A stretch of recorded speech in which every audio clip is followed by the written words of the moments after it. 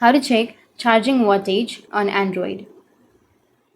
So if you want to check the charging wattage on Android, like charging speed, then what you need to do is simply open the Ampere Flow application. If you don't have this application, then you just need to simply go and install it from your Play Store or your App Store. And once you've done, now here you will have the voltage option right on the first. So that means that your device is capable of that much voltage. Once you open up your Ampere Flow, now go with Start, which is here on the bottom, and then tap on Give Permission, and it will take you to this kind of interface, which is display over other apps. So you just need to simply select the Ampere Flow and then toggle it on. Once you toggle it on, now you need to go back, and so this is the information about your device or your mobile.